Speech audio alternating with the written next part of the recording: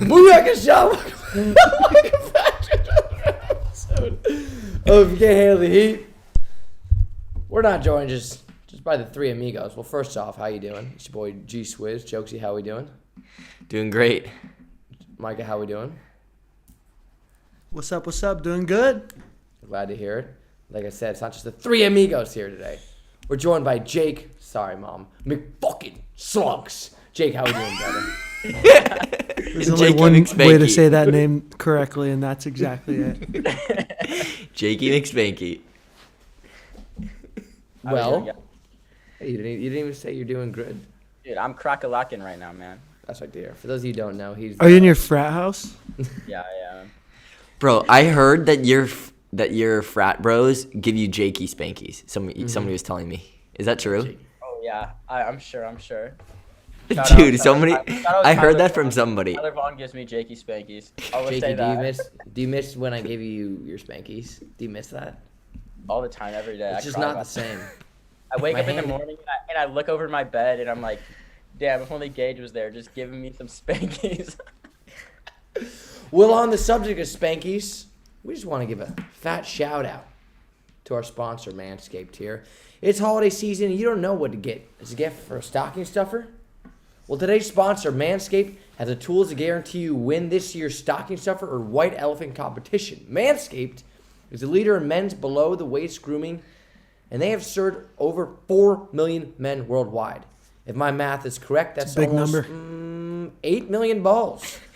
Get 20% off, plus free worldwide shipping at manscaped.com with the code. Hit him with the code, Jokesy. Volleyballs, all capital.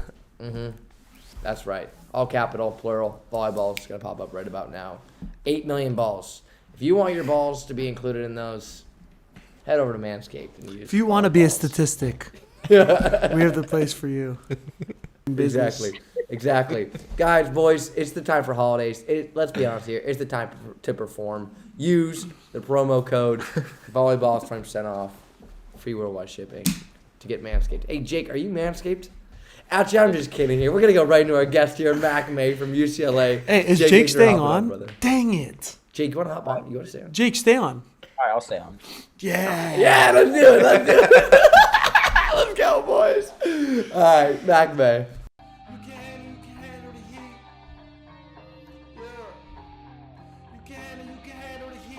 We're now joined here by UCLA standout, All-American, and this year Pac-12 Player of the Year, Mac May. Thank you so much for joining us, Mac. So good to be here. Thanks for having me. Thank you. Well, first things first, you guys just got announced in the tournament, the 13th seed. You guys pretty pumped about that pretty seed, or do you feel like you could have got a little higher, or where are you guys feeling right about now? Oh, no. So grateful for the seed. Really happy with it and excited to see where it takes us. Okay. Is this the highest you guys ranked, or no? Or going into the tournament? I have no idea. It doesn't matter. Just matter where's you end. I like that mentality. We're gonna get into it here. This is the question that's been on our minds and we've been discussing for a while here. So ever since the NIL got announced and what's the correct NIL? Okay, you were approached by Mercedes. Correct me if I'm wrong here. Correct. And first of all, we won't want to disclose anything you don't want to talk about, but we want to hear how this NIL with Mercedes happened, and now you're driving around in a new Mercedes whip, and just basically can you tell us the backstory of that? Okay. So first of all, I unfortunately did not get a Mercedes. What? I That's saw a first- picture of you in a Mercedes or with a Mercedes. I got to drive it around for a day, which was super cool and super fun in LA, like whipping it around. That was so fun. But actually just kind of like funny story, my brother, who was a bouncer at a bar in Madison, Wisconsin, his manager reached out to me and works with some NIL company called Dreamfield and was like, hey, we have this cool deal that with a luxury car company. And I'm like, I don't really know. I'm not really into the NIL stuff, to be honest. It just is like kind of a lot of extra work and like you got to really be on top of a bunch of different things when I got some other stuff going on. So I was kind of like not really into it at first. And then I was like, let me hear some more details. And he's like, well, it's with Mercedes. I was like, you know what? Yeah, I'll take that one. So it was a pretty cool opportunity. I'll be honest. Okay, so ever since, so you said at that moment you weren't really in NIL stuff. Are you kind of cashing into it more now, or is it kind of a thing where you're still just kind of just focusing on season? Still kind of just like focusing on season. There's been a few other things that I've participated in, I guess, but just like right now, anything that requires like me to really be involved in it, I'm like, no thanks. I don't really want to do it. So I've been kind of just like. That's probably staying out of it. That's kind of smart. Most of us would have done it too. Yeah. I mean, I feel like Coach, I gotta go film a commercial. I gotta film a TikTok, Coach. We can't watch film. Yeah, and a lot of the NIL stuff is like post a picture on your Instagram, on your story, a TikTok, and on Twitter. And I'm like, I don't even go on all those things like that often. That like it just like seems like another chore on top of everything else that like a student athlete has to do. So I mean, it's a cool opportunity, obviously, for so many people, but just it's nice that you can have the option to not do it as well. Right. So I imagine you've been approached by a lot of different companies. Has it been kind of like overwhelming, or has there been like anything funny that anyone's been like, hey, you should try? Can you like, or just trying to reach out to you or anything like that, or no? Yeah, there's definitely some like really interesting ones that reach out on Instagram or like somehow get my email. I think that's maybe tied to my Instagram. I have no idea how some people reach out, but I just am like, I kind of ignore a lot of people just because I'm like, sorry, but I'm not gonna respond to every single person. So, but they're just like, some are just so random. One, I got one today. It was like a smart water bottle that tracks your fluids and how much you're drinking throughout the day. And I'm like, that's kind of cool, but that's kind of sick. It kind of was cool, but I'm like, I'm leaving in like 2 minutes, so I'm not gonna get involved. Yeah, that's true. No. Wait, so what's next? I mean, overseas or? Yeah, that's the plan. After this season, I'll be done with everything. School, I'm in a grad program right now, so like that's gonna be all finished within this next week. And once season's over, just kind of figure out where I'm going, pack it up, and head overseas. Wait, so is this your final? So did you take an extra year, or was this your final year, no matter what? I took an extra year, but it ended up just being a half year, like 1 quarter, because I was already on track to graduate in 3.5 years, because I was kind of planning this whole process last year, having my final season, leaving after like in January, going for the second half of the pro season. And you mean you're going like wow, I did not catch that. You're finishing this quarter. Yeah, I'm finishing and then you're like going in a overseas. Week, packing up, going in January. That is sick. Yeah. Damn, are you excited? I'm really excited. Yeah. Really quick, how do you, like, because it's such a quick turnaround, and like, even for us, our first year overseas, it's hard. How do you work with like an agent and all that kind of stuff, and like make sure that you have something that you're going to, or is it all gonna happen after you're done? So I've just been connecting with some people, legally, of course, like nothing has been signed at all, of course, but just like figuring out, like kind of connecting with players that are already over there, connecting with coaches and teams, and kind of like getting some options on the table so that when I do finish, I can like sign it all, get it all done, and like Got it. Start planning like the next chapter of my life, which is happening so ridiculously fast. But yeah, so I know that I want to go play with another American athlete, because I think that would just be a good like comfort, like for me, like who hasn't ever been over there, to go play for longer than like 2 weeks. I think that would just be really helpful, especially in such a short half of the season. So I've just been kind of connecting to Americans that are over there and asking what the team dynamic is like, practices, stuff like that. Where would be your dream country, or are you not like that? If you could choose, where do you want to go? Yeah, I mean, I'm super excited just to like go play everywhere. Like Champions League, it sounds so cool to me, because I just want to go travel and like see everything. But like to play in the Italian league, like would be so sick because that is like the best league I've heard. Obviously, like I don't know much, but Right. I've heard that, and like that sounds awesome. I mean, Germany, Turkey, like all those places sound so sick to go play in. That is so exciting. Holy cow, I didn't know it was coming so fast. Very quick, but yeah. Yeah, it's makes super fast. I mean, That's so crazy fast. so Joe, what were you saying? Sorry. No, I wanted to ask really quickly about just like the start from you for UCLA, because it's always interesting for the top players. Like there's some athletes who say like, if I get an offer of this school, I'm going. But for like the top athletes who have a lot of options, like why did they pick the school that they went to opposed to like other schools I just wanted to ask the reasoning behind why you ended up at UCLA. So I'm originally from Iowa. When I was growing up and like starting to enter the recruiting process, I was like kind of a homesick kid. So I was looking at schools all around in the Midwest, like Wisconsin, Nebraska, Minnesota, like those kind of schools, like was really adamant on staying close to home. And then I started to get into beach volleyball slightly in Iowa because I don't know how much you can get into beach volleyball while you live in Iowa. I came out one summer and like practiced with the USA like A1 teams and stuff like that, you know? And I was like, okay, like I really like California. Like the beach volleyball like isn't too bad. Like I was horrible at it, but it was like fun.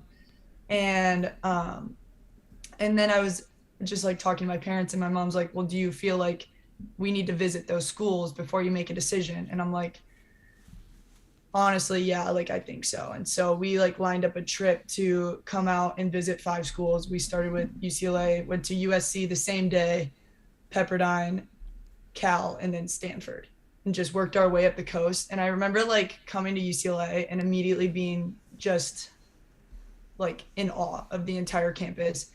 And my mom made sure that I wasn't like getting my hopes up. She's like, that's the first campus you've seen in California. Like, don't think it's going to be like the most amazing one. And then still after the trip, I thought it was the most amazing one. So I'm like, you know what? I think I'm going to go to UCLA. It was just kind of like a process of elimination. And then when it all came down to UCLA, I'm like, it just like, it was like perfect. It was like handed to me on a platter. So I just couldn't resist. It was awesome. And you played beach there too as well, right? Yeah, I played beach my first like 2.5 years. My 3rd year, COVID cut it off. Were you like planning on, was that like a deciding factor to go to UCLA as well, or was that just like an added on kind of thing? A little bit of both. It was kind of like an added on bonus that I wasn't expecting because I'd played indoor my whole life. But coming to UCLA, I knew that I would be able to compete at a high level in both beach volleyball and indoor, where that's not necessarily the case for a lot of like colleges. So that was like just really exciting to know that I could potentially win a national championship for both sides of the sport. And that like immediately Hey, it's still on the table. Yeah, it completely It's came to still life on the table. right there. Yeah, so I'm excited. I mean, we got it done at beach, and so it'd be so sick to like contend for a national championship this year in indoor, and that would be so cool if all the stars aligned. And yeah, you That would know be so sick. That would be insane. So Would you be the first player to be able to do that? That's a good point. Do you know? Yeah. I mean, obviously USC has won national championships since beach. UCLA has won a couple. Do you know who else has won a beach one? Just because that's the easiest way to go about it. USC, UCLA. Beach is just US. Did Florida State or somebody on the East Coast win one ever? I'll look it up. Florida The State. past Because- couple like national because if that's the champions have all case, been then- I know together. that. I should really know that, but I don't. Then I'm pretty sure this would be the first chance because USC hasn't won Yeah. indoor for sure. No, it's just been UCLA and USC since 2016. I don't know when they started. Wow, I think 2016 yeah, was like the first 2016 year. was literally just Wow, the so U- USC and UCLA are the only teams that ever won a beach. yeah. I mean, it's been Florida 5 State years, finished but Yeah, makes sense. But also, I was talking to some men's players, and their team is going to be really good this year as well, I've heard. And so I was thinking, how sick would it be if women's indoor, men's, and beach all won national championships in the same year? Beach is going to be good again, right? I think so, yeah. Yeah, That that was would gonna be be. good. But like, imagine all three win a natty. Hey, I don't know. Hawaii, might go back to back. You know what I'm saying? It's a No, hypothetical, actually- obviously, but it would be so cool if a school did that. That would be insane. Would be As- so cool. As much as I To win don't all want the to see that, volleyballs. I would not. I would you would get a cap nod from me. As much as Right. I am a Hawaii fan and whatnot. So part of the reason, were you just tired of the snow, of just like leaving, just like you guys are hosting, right? Because you guys are 13, so you guys are hosting, so you don't have to go back. But every time. So for me, this is my first time living in the snow in Bulgaria here, and I absolutely love it. Like, I'm like one of those idiots that just like runs around in a coat and smile on my face, and everyone's miserable. And I'm just like, this is the first time I've worn this coat or whatever, et cetera, et cetera. But I mean, that had to be a factor in your choice. The weather has been a huge upside of going to college here. And now I'm a total wimp. Like, I've been here for 5 years and it drops below 50 and I'm like shivering. No, that cold is different though. Because now I'm living in the cold, and like UCLA cold is still cold. People don't understand. Even Kofi from Bro, the Bay Area. Kofi from Toronto is like, dude, like, it's just a different cold. Like, I don't know why, but I'm cold here too, and I'm from like Toronto, where it's like Yeah. snowing like crazy. It's weird. In the It's morning, weird. in the mornings, it's freezing. It and I gets drive a so moped. cold. The moped drive a is the Mercedes moped. coldest. No, do you really or no? I'm totally joking. Slap a Without sticker it. on there, baby. Yeah, you gotta I put a sticker drove, on I it. drive a moped though, and in the mornings, like I gotta put on gloves and like a winter coat. It is so cold. You So can't, cold. dude. The no gloves on the moped was brutal. Was You brutal. like had your sleeves wrapped all the way around. so bad. Yeah. Oh, So but the moped is so clutch. It's moped is the best, because on the island, that's where we all. Well, obviously, I didn't have to ever wear gloves or a coat, but moped is the way to go if you're an athlete. I want one here, but I guess it's not as popular here. But Yeah. so Micah, obviously being from Hawaii and then going to UCLA, he had a lot of what he would call culture shocks from when he went from Hawaii to UCLA. He said, and I quote, right, Micah, you said it, you had a more than from when you went from UCLA to France. France. Yeah. So is there something from the Midwest and then you go and bam into the shining bright lights of LA? Is there something that hit you that maybe wasn't the best, that was the best, or just huge culture shocks that were just like, what the heck is going on? definitely just different style of living. Like very much moving from slow life to fast life. A lot of people, bigger population. Traffic was huge. Like in Iowa, traffic is 3 cars in front of you at a stop. Like you're like, dude, traffic is nuts today, and there's like 3 cars in front of you. In LA, I didn't realize you could seriously be sitting on a freeway for hours and hours and hours. And so that like sucked if you're like coming back from the airport from an away trip and you're like, we're stuck in traffic and there's nothing we can do about it. Like it just sucks. That is a crazy that- realization. Yeah, that was a huge one. It feels like so long ago now that I lived in Iowa too, but truly just like the amount of people, kind of the geography of everything. I think like in Iowa, it's like, here's a city, cornfields, here's another city, cornfields, here's another city. So like everything is very spaced and spread out. And then here you can go from city to city and not even know that you are in a new city. So that was a kind of, I had to figure that one out. And yeah. No, I get Yeah. it. Who's the most famous person you've met on campus at UCLA? I always see like UCLA athletes posting with basketball players. Or who's the most famous that you've met? Yeah, I like Draymond Green was in the gym one time. Like there's always some kind of random NBA players in SAC gym. Just like practicing in there. Like Tristan Thompson was in there one time. James Harden. So like those guys, you're always like, oh, that's like, you're like, holy cow. My roommate one time like birded past Steph Curry and she like whipped around and was like, was that Steph? I should have said something. Ate it. So that's always cool. Yeah. Was that Steph? Just broken leg. So yeah, I mean, I can't even think of anyone else besides like athletes. I saw Serena Williams one time in the tennis courts. That was pretty cool. That's sick. Yeah. Russell That is- Westbrook. Just kind of that's like people you would expect. I can't think of like any other Not famous. LeBron James. Not LeBron James at all, or no? I wish. I'm sure he has plenty of gym space to work That's with. very true. in LA. I saw LeBron. You did. Yeah, I saw him. That He was before in you- How- he was in Wooden with Dwayne. Really? How- Wade. Yeah. How close is the men's and women's team at UCLA? Are you guys pretty like? Do you guys hang out often, or what's the relationship between Yeah. you guys? I would say we're pretty close. I mean, like always friendly. They come in right after us when we practice, and so you're like, "Hey, what's up? Like, good to see you. Good to see you." And then, I mean, kind of because of COVID, like you didn't really hang out with anyone. But yeah, I would say we're pretty close.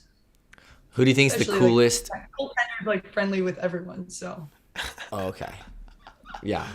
That guy, I don't know him that well, but We actually should have the- him on the podcast. Yeah. In a yeah. constant Totally state have him of on the stoked. podcast. Yeah. That's That guy, exactly yeah. right. I've only Stoke spoken to him a meter's few off the times. charts. But who would you? Do you have much interaction with Spra? Yeah, I see him around sometimes. I actually interviewed him like one time for my grad program, which is like based on coaching and leadership. And so I interviewed him and he was really cool to talk to. And ever since I like will always say hi to him because I'm like, this guy's like, he's not my coach, so he's not as scary as like he seems. So every time I see him, I say what's up. But yeah, I've started to just kind of do that to all coaches. Because if they're not your coach, they're way less scary. And even I don't think my coaches are that scary either. But I've been hanging out in like the athletic Morgan Center, and I'd like go up to the third floor now and like hang out with administration because they're just like funny people. When That's Brad fifth Keller, year right there. oh yeah. When Seriously. Brad Keller left you guys, were you guys like pissed that he went to USC, or was that not that big of Did an you guys issue? like him? That's the real question. Oh, that's a good question too. Yeah, first of all, loved Brad. Okay. Incredible coach, incredible human. When he went to USC, it was more so bittersweet where we hated to see that he was leaving, but like so happy for the opportunity to like go be a head coach. Like he was meant to be a head coach. So seeing that and being like I understood, but I hated to see it. Like he totally understood that. We understood that. And it was like it still sucks, but it's really nice to have him still in California. Like imagine if he went all the way up to Washington and you just never saw him again. So like you still kind of see him around, and we always like USC and UCLA always fly to the same terminals to away games. So you say what's up, hang out until the flight takes off, stuff like that. What about Sabrina going to USC though? I know Oh, she- that's true. Bad blood. Same old, kind of like she went for her grad program. Like hated to see her go, but it was kind of crazy that both her and Sam Coburn went over there. I'm like, oh, dirty dogs. But it's just good to see like the opportunity for them to go play in at USC and with their grad programs and stuff. Like that's cool. And again, same thing. Like they're still in LA. You see them around, stuff like that. And Sabrina's like the sweetest person in the world. I don't think you could ever be upset at her. Sabrina's a homie for She's sure. like, yeah, so how much do you hate her now? I know that's what I was Dude. laughing at. Gage, you're like, oh yeah, bad blood. Oh, yeah. Oh yeah. Talk About about that. this. Dude, that's the thing about like volleyball though. Is when you say like a football team, like you ask them about their rivals, like they hate. Like you saw what was happening with Michigan, Ohio State this week. Like they were ready to just fight in the tunnel. Like they were ready to go at it. We're in football volleyball, team, like not the volleyball rivals. team, Mac. Rivals in volleyball is not the same thing. It's like if somebody goes from UCLA to USC. But I think that's True. what's so fun about overseas volleyball. 'Cause Yeah, guys- that's true. You get the That is true. chippiness back 100%. These guys Oh, are no. wild. The good thing is everyone on my team hates my setter on my team, so everyone hates my team. So it's rival every weekend. It's great. But Mac, back to the rivalry. Story for another time. Back to the rivalry here. Do you feel a deep, passionate, just fire blazing hatred towards USC, or is it just kind of casual? No. I don't like to be an angry person. I don't think it suits me very well. Honestly, like I kind of shifted my whole mindset like these last couple of years to be just like I don't ever like get angry at other players. I don't ever get angry at coaches or the refs, like, because nobody likes to be like yelled at, to be honest. So if you're like working with referees, I just be as nice as I possibly can because they're more likely to listen to you and like work with you that way. And then also just like to stay cool headed, I think helps my game more.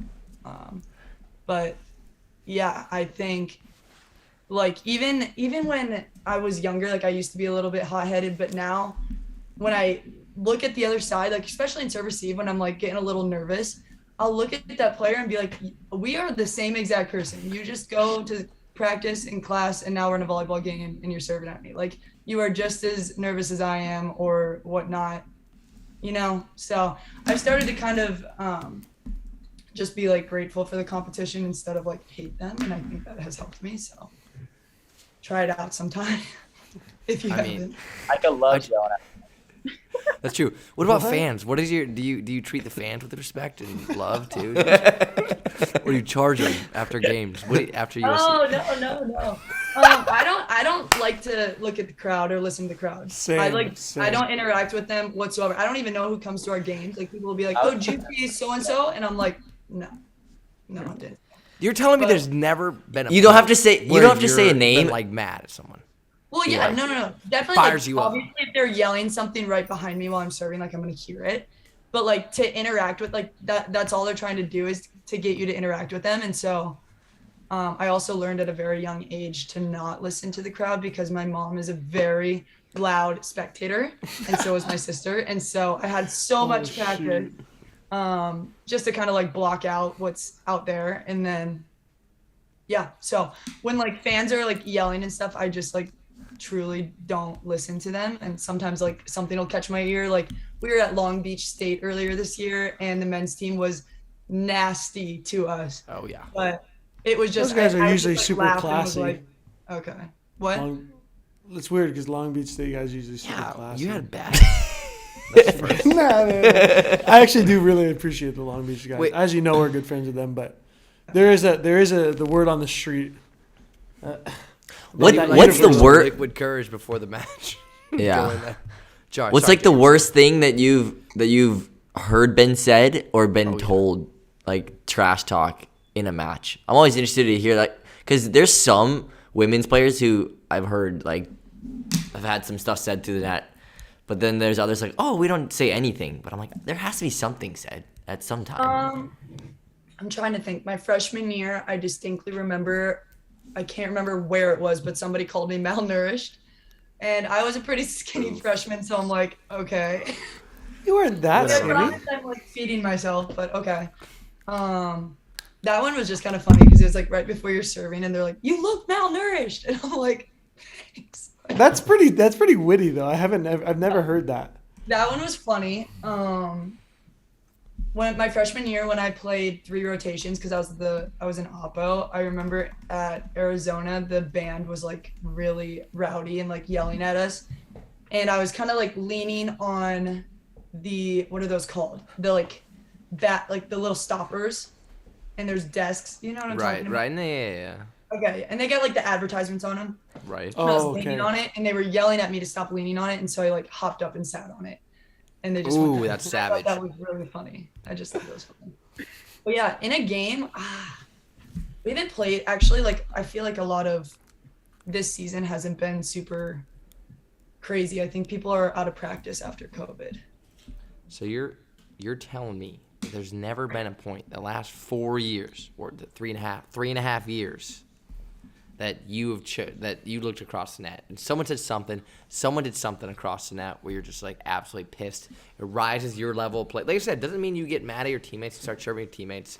It just means you have a small, deep hatred for that person across the net that fires your will to win. I mean, yeah. So you or do like get a mad. ref- like So a you ref do get makes mad. a bad play. Like I got nailed in the face when we played Arizona this last like week ago. And like obviously I played a little bit harder after that, Okay. you know. But there's never been like a girl across the net who's done something in the last 3.5 years, said something where you're like, okay, it's on. Fire up. No, I can't. I can't distinctly recall. I've been really practicing. Good for this, you. like, this mellow, cool-headedness. It's working LA out well. vibes. So you talked about when you were younger, you were, like I said, you could be hot-headed a little. And so I'm guessing, and you don't have to be, like we know you're obviously who you are, a really talented player. You don't have to be too modest about things, but you obviously had a spotlight on you from a young age since you were a solid player from a young age. Correct me if I'm wrong, right? Right. So I remember when I was younger, like I always had a lot of pressure on me from my dad, and I was one of the more skilled players, and I would be hot-headed as well. And I thought, for me, it was like the pressure and be like, oh, I didn't know how to control my I guess say my anger. Like I remember I just started yelling at my team. I was like 13. I was like, everyone was twice as tall as me. I remember I turned to my team. One guy almost played a free ball that was out. It was a big game. I just go to him like, do you want to lose? And I just like, what are you doing? And just like go and stuff like that. So I'm just curious, what made you become hot-headed when you were younger? Was it the pressure? Was it not being able to control your emotions, or what was it? I think it was like emotional processing. Okay. My mom was always like my biggest like pusher for me, and so I kind of like learned to take volleyball very seriously from a young age, because growing up in Iowa, club teams aren't like as like there's Talented. not a club in every city, yeah, and so you have to go, like I had to drive an hour and a half to and from club practice from 8th grade to my senior year. And so it was like my mom would drive me because I'm in 8th grade and sit there, watch practice, then drive me back. So that's like what, 5-6 hours out of her day. And so as soon as I would have like very early on, I remember I was like messing around in practice, because I kind of always mess around in practice, but I was like very much messing around, and she got really mad at me, and we had a very long talk on the way home. And so started taking volleyball seriously. And so then eventually I would start getting mad when I felt my teammates weren't taking things seriously, like in games. And so then I would just get like really mad. And when I get mad, I kind of like usually I'm like kind of a smiley, happy person, I feel like. And like when I'm mad, it's like kind of blank. And so that was just kind of something I needed to figure out. Especially that's why now I feel like I do a better job at controlling my anger, because the blank face like does not benefit my teammates at all. And so like I kind of need to be like with it for them to also be with it. Yeah. So I think it was just the emotional processing, like not being able to like get out of ruts or be a little bit more understanding to teammates, be a little bit more encouraging, kind of stuff like that. Okay. What changed? Your mom, you said? Yeah, I mean, my mom has always been like a healthy like dose of like pushing my like continuously pushing and making me better. But I think just like growing up, maturing, going to college, especially this year, like with my going back to my grad program again, learned a lot about like leadership and how to be You like look at coaches differently effective though leader and because stuff of like it, that, like like why effective they communication, yeah, kind of all those good things. And so that definitely helped me kind of transform into like the way that I, not the way that I play, but the like not the technical side of things, but the leading side of things. It's super interesting because I feel like a lot of us student athletes are like going and doing like math or going and reading English, but like in your grad program, you're specifically talking about like leadership and coaching and that kind of stuff. How applicable is that? And like, how has that changed? And what are some things that stood out to you in class that like, I don't know, it's just crazy because I feel like it's like now you're kind of hitting volleyball from the classroom and actually playing volleyball, whereas a lot of people are like going to school about I don't know what, like biology, and then having to play volleyball, and like they're not learning about leadership and communication skills and that kind of stuff. What's like important from the classroom that you've brought to the court?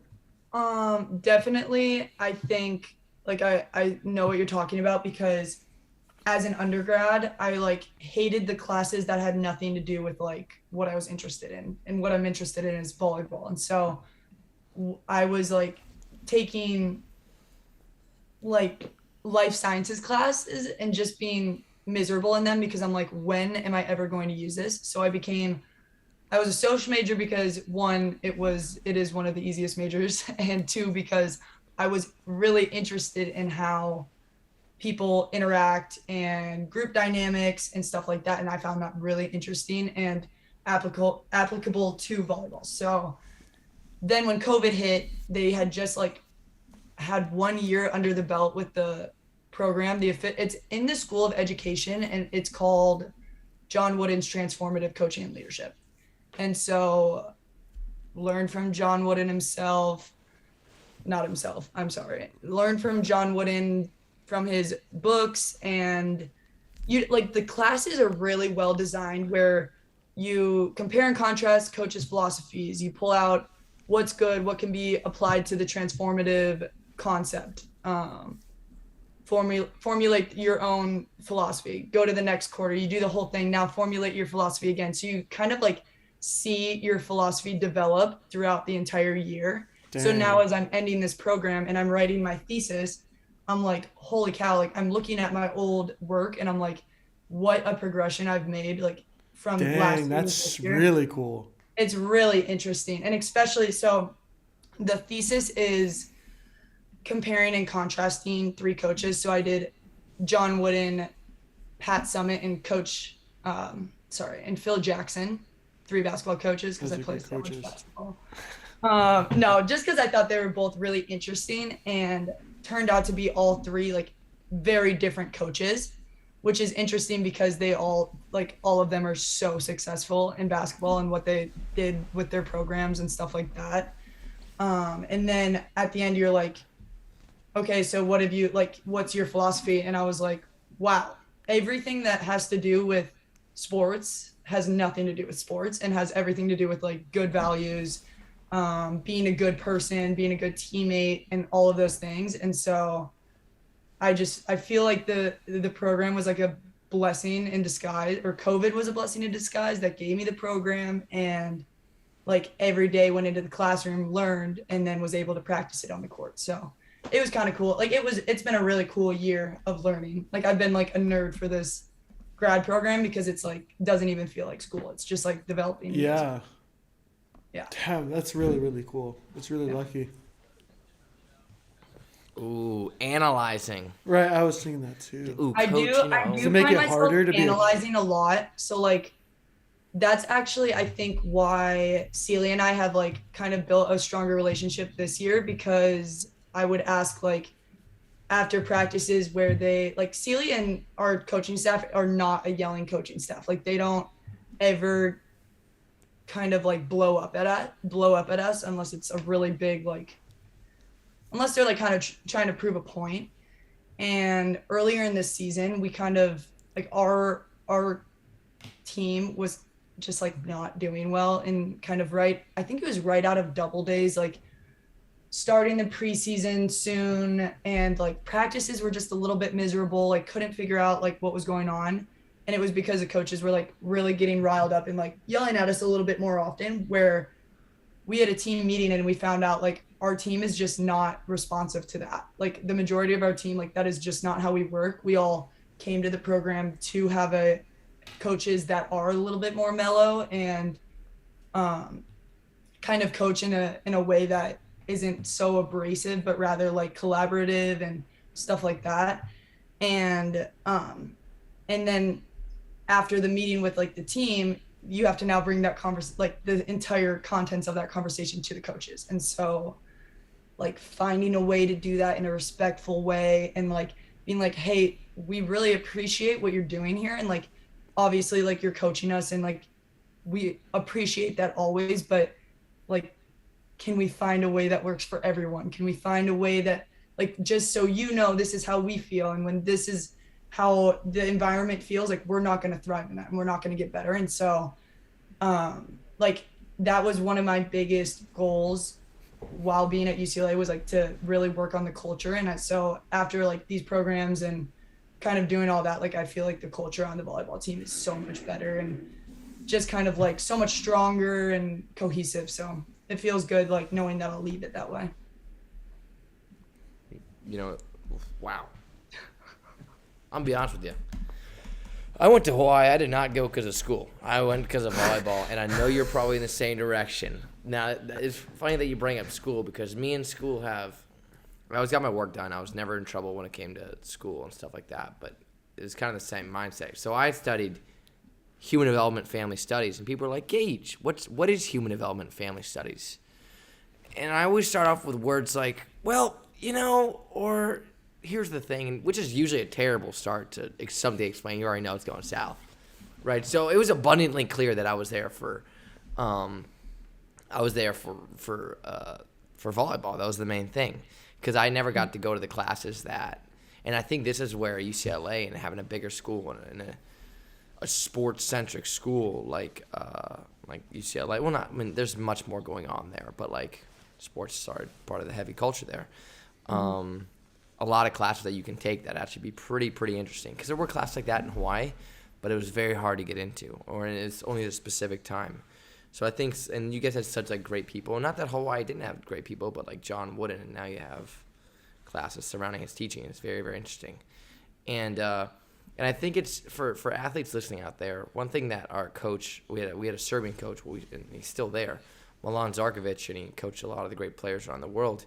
He would always say, he's like, don't just take what we're saying and just nod your head and just follow like blindly. And although there are times for that, but you should always kind of think, and you shouldn't like set up a coup or anything like that, but you should definitely question, okay, why is coach saying this? Because then you're going to learn yourself. And then, like you said, you have a closer bond with that coach when you talk about their decision-making. I mean, some coaches are maybe immature and maybe aren't ready for that, and you don't want to have a tight bond with coaches like that. So for younger athletes out there, I think it's very, very important to kind of have an understanding of where your coaches are coming from, and so you can have for yourself. Which brings it to the point, is there ever a part of you that ever wants to go into coaching now because of those classes, or is it just volleyball from here on out, playing-wise? I've actually have very anyway, sorry, not the word I'm looking for. Conversification, I think. Conflicting thoughts on that. There we go. I've had very conflicting thoughts because obviously I'm going to try and play for as long as my body will hold up, but I was like, oh, I'm totally going to be a coach after this. And then like got closer to Sealy, kind of see his daily, like what he does every day, like what kind of interactions he has to deal with and stuff like that. And then was just like kind of interested in, okay, like tell me about recruiting, and like kind of just got to like dive into his life. And now I'm like, I don't know if I want to be a coach. It's a lot. So it's like a very big everything. You have to do everything. So, and you don't just like get to go to be a head coach. You got to do all the little stuff first. So, I mean, obviously it would be a huge commitment I would mull it over before I committed to it, but that will be maybe in my future. We'll see. I don't know. I'm open to anything, So much business that you don't realize, and so much like rules. One, especially with the NIL now and all that, there's always new changing rules, and then recruiting is another big thing. Yeah, like it's actually like sales. Like you're trying to sell your university to like teenagers. And actually, I think that's why like Brad is such a good coach, because he's kind of like a salesman, he kind of master recruiter. He kind of just like works, like that's just how he is. But a lot of business, a lot of like immaturity that you have to deal with. Like thinking of myself as a freshman, I'm like, God, I must have been so annoying. And like even like as a fifth year and like freshmen come in, not saying that our freshmen are annoying because I love our team so much, but just like the freshmen know nothing, and you you view your coach as this huge authority figure, and they're just another person as well, and like you don't realize that like everyone just wants to work together and help each other, but then like playing time makes you like hate your coach, and it's like such a small thing in the grand scheme of things. But I just find that very interesting, like seeing the things that people get so upset over and like that coaches have to deal with. We don't want to leave you too long here. I have one more question here. So obviously school like UCLA, right? You get a lot of people, get a lot of recruits coming through, and obviously a lot of them are top recruits, maybe some who think they're top recruits. Is there a horror story of a recruit that you ever had that you're willing to, well, and keep this in mind, you are leaving in a couple weeks here. So if you ever want to share a story that you've been hiding in the back of your mind, now is the time. But, I mean, you've got to have, because there was stuff in Hawaii where recruits come in, I just be, like, laughing to myself, just what they're saying or attitude-wise.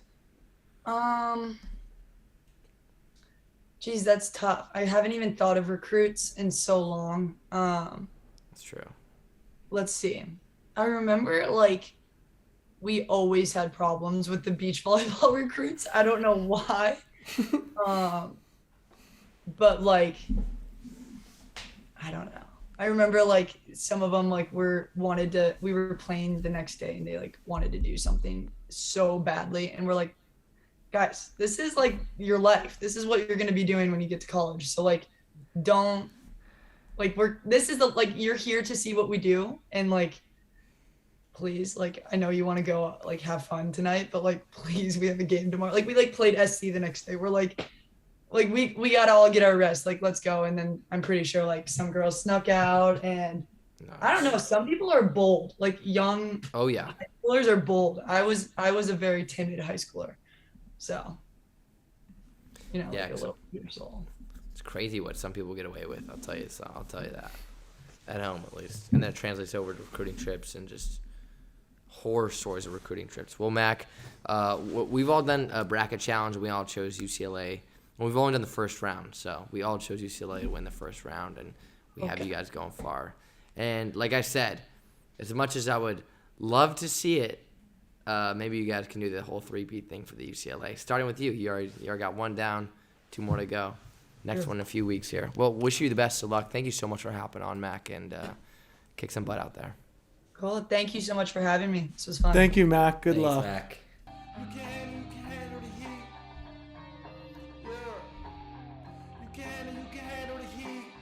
Macaroni and cheese, May. Thank you for hopping on. Should I have called her that? Should I have started with that, you guys think? Or no? Yes. When she hopped on? Yeah, Should have. She probably heard that so many times, though. Let's be honest. Bro, there's one thing I wrote down I have to say. Once she said it, I had to bring it up because Micah got into it a little bit. But just how Americans treat refs versus how Europeans treat refs is, like, ridiculously different. Oh, it's so different. Oh, my Dude, what I've heard guys say to refs over here, I'm like, that? You can get kicked out of the gym in America for that. What I've heard people say to people here, dude, and it's the freaking no, it's really everybody, but the gnarliest things I've heard is from like the Eastern European guys. It's wild. Oh, yeah. I love it. Oh It's my awesome. goodness, dude, and it's always about the mother. Always about the mother. Always about the mom. Every single time. Matere. That's all they know how to talk about. And it's the most vulgar things I've ever heard. Yeah, like you hear. Holy cow. We had a game. I think we had about, I'm not kidding, our last match had about 5 stoppage of plays and about 2 or 3 red cards. And like they were grabbing each other through the net and they were trying to talk to calm each other down, and it just got even worse and even worse. And our setter, of course, who did everything, literally everything. It was all around him. It wasn't any other person on the court, except the other team. He was the one, and he was basically bullying the other team. And like they had a young captain, and he was just like, someone was translating to me afterwards, like, learn how to play. Well, this is a clean version. Learn how to play before you come over. Like, he was trying to talk to the ref, and he went to the ref stand and started yelling at it's phenomenal. I love it. It's chaotic, and Isn't it just invigorating? Like, It's dude, beautiful. it's changed volleyball. So I love I like it so much more playing overseas than in the States. Like night and day. Yeah. I love playing overseas so much It's more. The chaoticness of it is so beautiful. Even the fans and like they're just so into it. Well, no one's vaccinated over here, so there's like no fans a lot of the time. Well, there are a decent amount now. We had like 250 last match or whatever, but like. Remember the fans in the Czech Republic? Yeah. None. 0. It was only Kyle's parents. That's true. We sucked. God, we suck. Anyway, let's wrap this thing up. Yeah, The warm-up we get drills. we I get just remember the off warm-up topic drills. so fast. The warm drills of tag. Good God. Well, Jakey McSpanky. You know, there's not a single day where I don't wake up and I look at my hand and just keep thinking. No, really, hand dude. I think kicking about Jake Jake. is I think about Jake every time that we're on. He does. He brings you up all the time, Jake. I'm like, dude, I miss Jake, dude. Jake, you Miss want to you go on guys. a European? You want to go on a European trip? Come to European tour. That'd be sick. Same exact thing, but in Europe, it'd be crazy. I've never been to Europe. I've never actually been out of the country. Oh, snap. Well, Canada, Bulgaria's the Mexico. first destination for you, big boy. Bulgaria. Get over here. Burgos. Montana, Bulgaria, baby. You can bring Gage's Manscaped box. Oh, yeah. His new one. Joe, that is perfect segue. Remember, guys, use the promo code VOLLEYBALLS, all caps, plural. Remember, it's performance time, boys. It's holiday season, okay? Get trimmed. Usually you say deck the halls, deck your balls. We're going to do the opposite here. We're going to undeck your balls and leave it nice and smooth so Santa's sleigh can land and glide smoothly across that rooftop of yours. Just remember, guys, can't handle heat. Get out of the damn kitchen. This has been another episode presented by Out of System.